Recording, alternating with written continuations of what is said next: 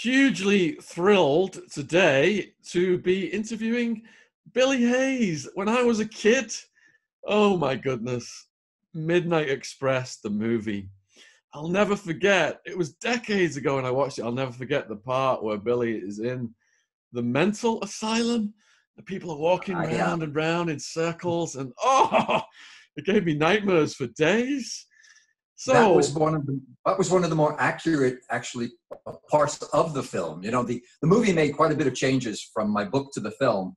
Some of which, as a filmmaker, I understand why they did. Others, I'm not as happy with. Some of Oliver Stone's wording in some of the scenes, but the madhouse was very accurate.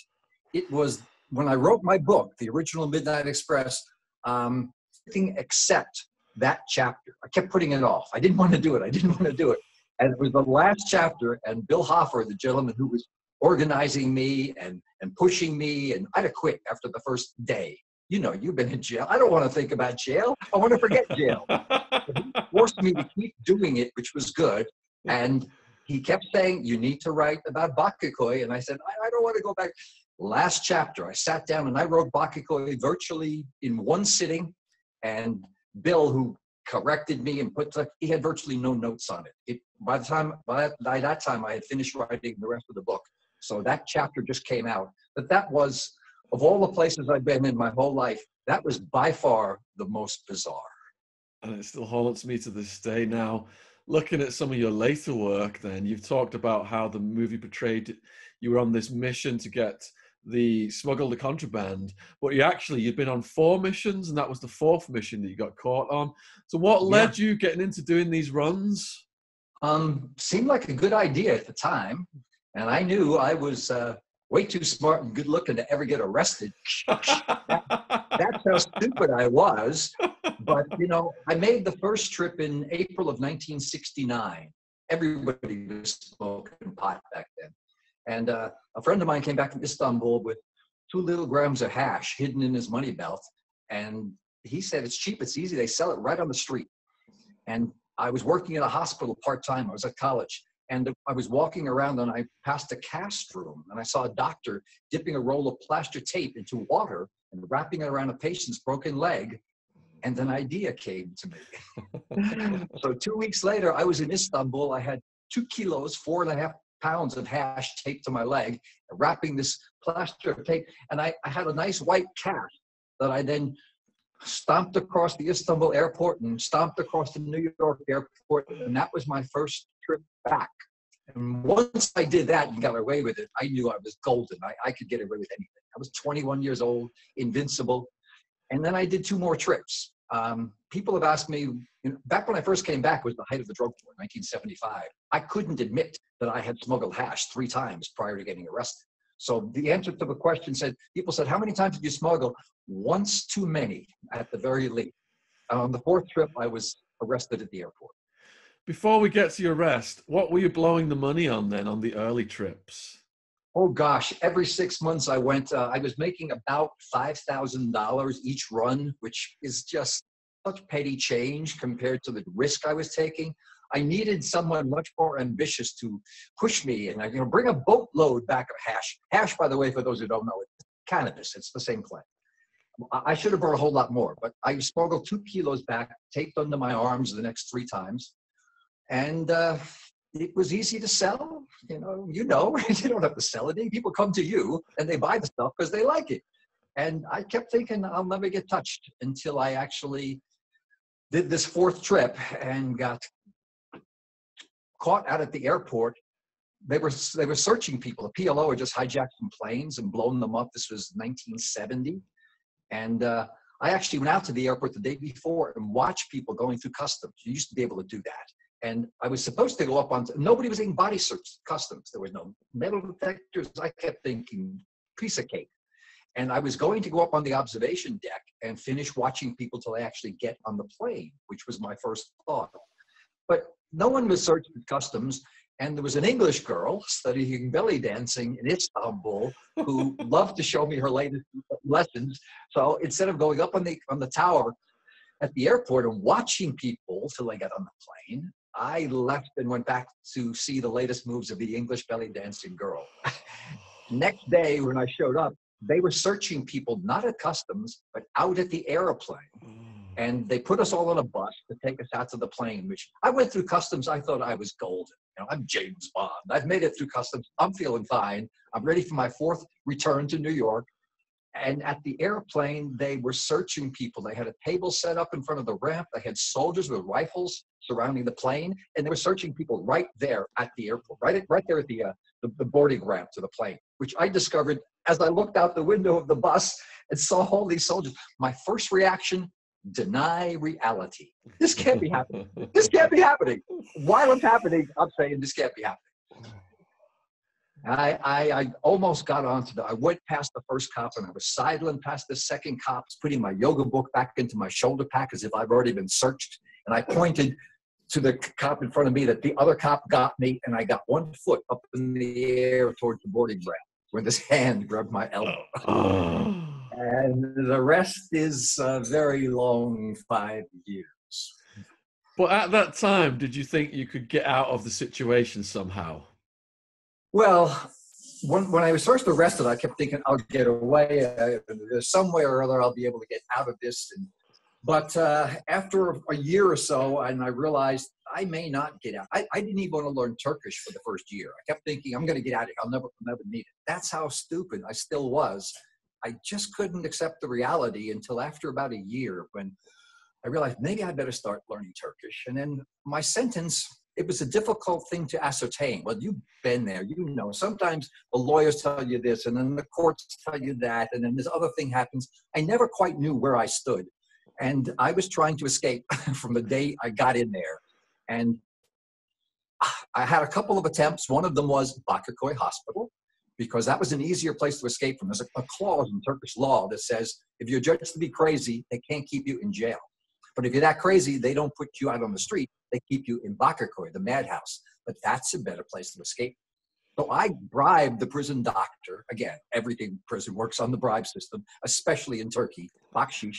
And I bribed the doctor and got sent to Bakırköy for a few weeks of observation amidst the madness. And all I had to do was convince them that I was crazy, which most of my friends back then wouldn't have thought was a difficult task. In fact, my nickname, when I started smuggling, my nickname was Crazy. There are people who didn't even know my real name. But then I got to Bakırköy. This was a section for the criminally insane. You got to do some bad shit to be a criminal, as you know. You got to do some really bad shit to be criminally insane. And all of these guys, plus me, were criminally insane. I got there and I looked at the competition and realized it's got to be tough to convince them that I'm crazy. Was that the scariest moment in your first year when they moved you over to there? Well, Bakırköy was, because that was the bottom of the bird cage. Alan Parker, the director, who I have some issues with, but he's a brilliant director. He filmed the Bakırköy scene. Afterwards, I heard him speaking in an interview. He said he feels a little bit guilty. He said, I take nothing back. I made my movie.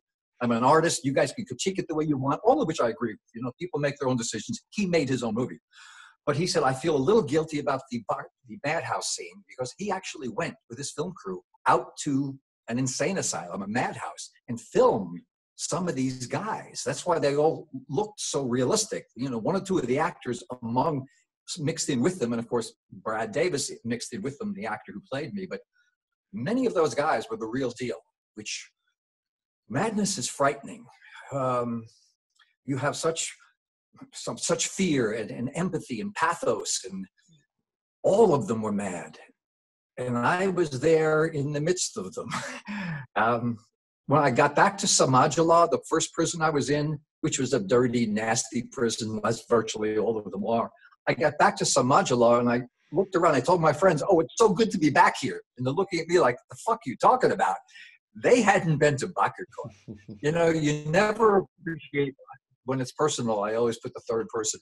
I didn't appreciate what I had until I lost it. I didn't appreciate my little 12-foot cell that was locked there for the first year, until they suddenly moved all of us out into a barracks-like setup with 72 bunk beds and, you know, always 80, 90, 100 guys. So there was no room and no space. And I read Hard Time, by the way. One of the most difficult things about that is the crowding. 3 and 4 guys stacked up on bunks, as you describe it. That to me was just, Jean-Paul Sartre talks about hell being other people always around, watching, waiting, aware. That made me crazy. So in some ways, I think I'm happier that I was arrested in a Turkish prison and not an American prison, and especially not down there in Arizona with that terrible douchebag Joe Arpaio, who just got let out of prison by the bigger douchebag Donald Trump. But let's not get into politics. We'll waste all of our time there. Did you click up with the foreign prisoners? All the foreign prisoners were kept in one cell block with a couple of Turks mixed in. So in some ways that was better for us because we had everybody else was Turkish for the major part of it, but the foreigners were kept together. So that gave us a little bit more of a rapport with each other. And the fact that each foreigner has a council somewhere out in Istanbul who they visit and so on. So that protected us a little bit because the Turkish guards and the people who run the prison knew that if an American or a Turk or a Frenchman or a German got attacked or arrested or raped or killed in jail, someone would have to answer to it. It was the council who would come in and answer to it. And that was a very good thing for us. I also got really lucky. My first night in prison, I ended up getting in a fight with this kind of weaselly fuck who kind of ran things and worked for the guards, which, fighting in jail, I'm not real big, but I used to be very fast and nasty, and I used to do martial arts shit. And one thing led to another, and bang, I hit this guy. He went down, and his nose splattered, and he was bleeding. And he started screaming at the guards, who ran in, dragged me out, took me down to the cellar, tied my feet up with a rope, hung me up in the air, and beat my feet with a stick, which is a form of punishment called falaka, which is prevalent throughout the Middle East. And they're whacking my feet, and he's hitting my hands, and I'm screaming and yelling. I think he's killing me. Turns out it wasn't a bad beating. No broken bones. If there's no broken bones, it's not a bad beating. It's like, whoa, what the fuck? I quickly had to figure out what happens and what's going on here. Why phone is getting warm. I don't know. My internet, if it cuts out, it'll just show up again. Okay. You mentioned that people had connections at their embassies that could help if someone got stabbed or raped. How often did people get stabbed and raped? It depends upon who you are. If you're a victim on the outside, you will be a victim on the inside. If you're not, you're not. You have to constantly deal with it. I was kind of lucky because getting in a fight with that guy the first night, this guy walked around the prison. He was sort of a big deal around that part of the prison. He walked around for the next 2 weeks with a big black eye and swollen face. So I got beaten down in the cellar, which was, if you get in a fight in the Turkish jail, if you and I are in a fight and you're all bloody, they'll beat me equally. If I'm all bloody, they'll beat you equally. It kind of discourages people from fighting. So I have my feet all beaten up in my hands. But this guy had this big black eye, and people were like, what happened to Ziad? And people said, oh, the new prisoner, Willie, which is my name in jail, Willie. And then they look at me. It's like, again, I'm, 5'9", 150 pounds. They're like, that guy? But then they look at Ziad's eye. So it's like, they'll find somebody else to fuck with rather than me. So it kind of held me in good stead for my time in jail. But I got in a fight with this guy the first night. It shows people that, you're not going to be a pushover. And most of the fights I got in after that were just little minor things that were going to explode into something else. And what I learned is there's always that moment. I like to talk my way out of it. I make friends with people. I find the biggest, baddest guy, and I try and make friends with him because then nobody's going to mess with you. But if fight is going to happen, there's usually that instant just before violence. And that's the time where I want to get in the first strike. And if I hit you, I don't care how big you are, no eyes, throat, and balls, no matter how big you are, they're all, if I get a hit in there, the fight's over. And if it's not, then I'm in really big trouble. So it sounds like, in all these prisons, there's rules that the guards enforce, there's rules that the prisoners enforce. It sounds like the convict code is a lot different over there. Could you describe the differences between that and America, perhaps? Well, what I discovered is here's the way things are supposed to be, and here's the way things really are. And you quickly have to bridge that gap because you don't want to be in between things. For the most part, again, I think I prefer Turkish jail because they pretty much open the door, throw you in, slam the door, lock the key. Then you make your way. And it's difficult in some ways, but once you learn how things work and you make your way around, I prefer it to what I think, again, not having been in one other than one night or two here and there during college hijinks, not having been in a jail, everything I've read about them, I don't want to be in an American prison. That regiment, that 7 a.m., this happens, 8 a.m., this happens, all those people crammed together. I'm happier that I was in Turkey, I think. I mean, I would have preferred not to be there at all, obviously, but... So are there any parallels then with the Western prison systems like the KOS for sex offenders and snitches?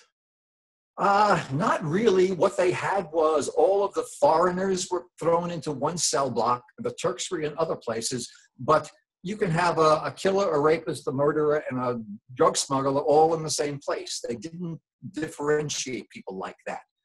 In prison, out in society, the worst people in terms of the social structure are the murderers and people down on the bottom. In jail, it turns over, and those people are at the top of the prison hierarchy, the bad guys, the people who kill people, the murderers. The bottom were the drug smugglers, the yum-yums, as they call them, the foreign drug smugglers, which is most of the foreigners are in there for hash or stealing a car or something. So we were kind of at the bottom of the prison totem pole. But again, we were protected to that degree because they knew that if you mess with a foreigner, there's a council out there who you may have to answer to. So that protected us in some ways, which was good. And as far as rape is concerned, homosexuality is forbidden in Turkey. Muslim law, it's ayib, unclean. That's the way it's supposed to be. The foreigners gathered together. You know, the Italian guys would gather, the German guys would gather. You have your own little cliques and groups, which constantly changed. Depends upon who was in there and how long they were there. So you could make friends with someone, and 6 months later, he's gone. After a while, people came, people went. I pretty much stayed on my own. It was easier for me just to deal with myself and not have to be concerned about other people, other friends. Like if somebody else gets in trouble, then I have to be on their side, and I'd rather just be by myself. That whole, the whites in prison and the Chicanos and all the black prisoners that you were dealing with, we didn't really have that there. There was the foreigners, and then there were the Turks on the other side. So how did the Turks structure themselves then? You said it's like the murderers at the top and then the most desperate people at the bottom. There's no gangs. There are, depends upon, the drug traffic. There's more drugs in prison than on the street. And the drug traffickers, they would have their own groups, and they would bribe these guards and who would allow it to come in. And then somebody else would bribe some other guards. They'd get this group busted and so on. We, the foreigners, we were way down below the bottom of all of that. We, there would be a lot of hash around, and then there'd be no hash at all. I actually used to have LSD smuggled into me under the little address on my letters. And that was very popular in jail for a while. Yeah. All right. So you were saying about the murderers were at the top, the traffickers, drug gangs. To an extent, the traffickers had some power, did they? Yeah. And were there incidences of convict justice being handed out that you witnessed? Yes and no. It depends upon what's done and who does it and how much backing they have. But nasty shit.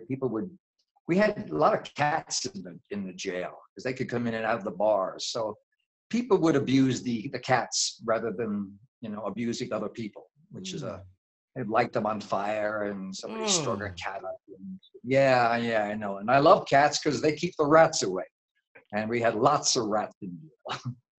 Ooh, I remember your opening from Hard Time with the cockroaches and the bugs. Oh. That just freaked me out because I remember we used to get mosquitoes. You'd have to keep this cocoon wrapped around you, and if you come out for a little air, the mosquitoes come in. You hear them buzzing. Oh. It's it was an interesting lesson for me because life had been so easy for me until I got arrested. In truth, it really was. How did the cockroaches compare to American cockroaches? Some big ones. They're bigger. They're sort of like water beetles, like you see down in Florida. But, you know, I can deal with roaches and stuff. I'm not real fond of rats, and we had lots of rats. And you can't deal with rats. It's either you or them. And I discovered that if you chase a rat, it'll run, but if you corner a rat, it leaps right up